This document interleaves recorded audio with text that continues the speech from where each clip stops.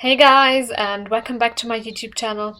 Today I'm building a park and I chose a specific shape for that park, or better said, the pathway of the park.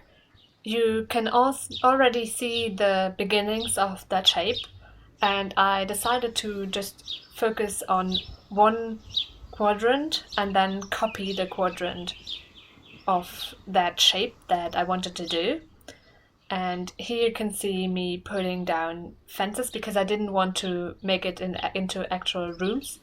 I just wanted it to be a pathway. And this is basically the shell that I wanted to do. It's almost a snowflake.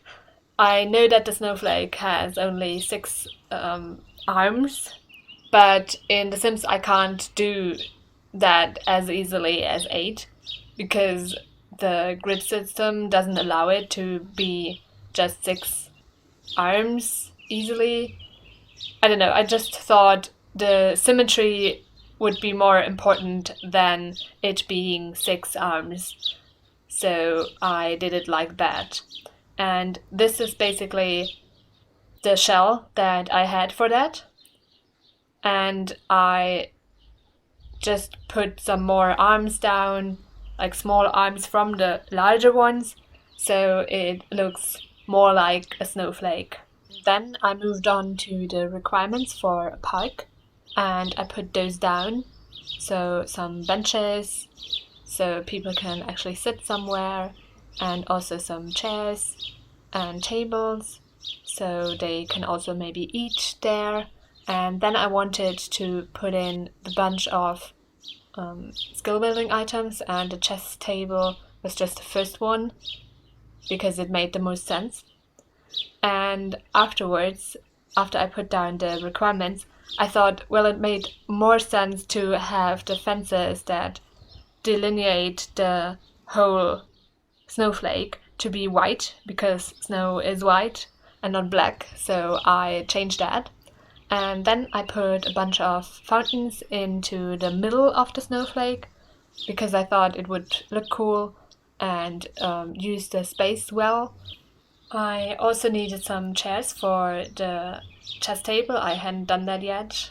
I didn't need them anymore for the requirements, so I held off on that just to have to move on, because sometimes it's quite boring to do all at the same time, and I just wanted to get the spacing right. Now you can see me putting down some skill building items, so 3 painters, easels, and a woodworking table to have there, and also some planter boxes in one of the other corners of the other arms of the snowflake. And at either end of the snowflake, the entrance and the exit, in a sense, I put a wedding arch. Not because I needed a wedding arch, but I needed an arch. I thought it would look cool, and I just put that down because we do have that, and I thought it made sense. Then I put some more seating down wherever I thought there was space for it, and it looked okay to be there.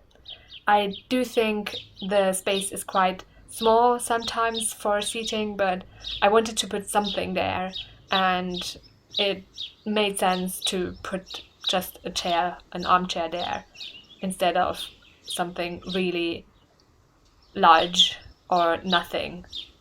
And then I moved on to the decoration, in a sense, and I put some plants down in the other empty corners that I had.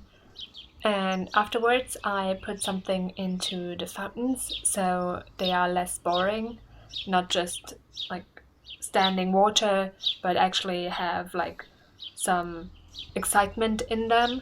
So I put that down, and then I moved on to landscaping, and I basically just lined the whole snowflake with bushes, and then I put some trees down to have a little bit of shade, especially near the playground equipment, and just in general to have a little bit of shade. And I made certain to move them so you can actually still see the snowflake from above. And after that, I moved on to the terrain painting, and I wanted it to look quite like the terrain painting that is outside of the lodge boundaries, just so it blends in a little bit better than some other terrain painting. Now you can see me walking you through the whole park, so you can actually experience it as if you were there with your Sims. At least a little bit, not really. But yeah, you can just see it, and I hope you like it. You can download it from the gallery. My ID is TGGSims, same as my YouTube channel name. And I also hope that you liked the video and will consider pressing the thumbs up button and subscribing. Have a great week. Bye!